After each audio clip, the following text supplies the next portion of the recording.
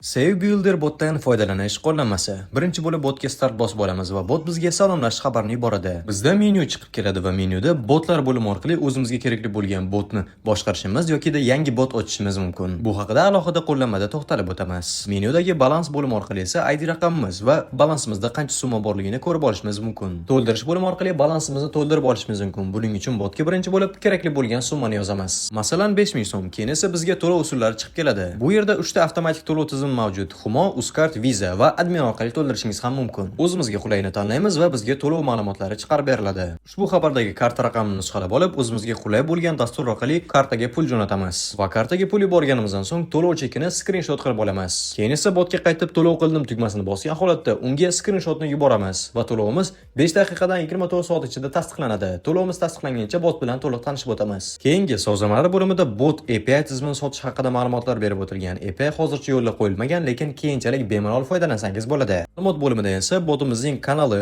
chati va admin profilini topishingiz mumkin. Barcha savollaringizni mana shu yerda qoldirsangiz bo'ladi. Va bizning to'lovimiz tasdiqlandi va pul balansimizga qo'shildi. Botimizdan foydalanish uchun keyingi qo'llanmalarni ko'rishni esdan chiqarmang. Siz bilan Sindorz bo'ldi.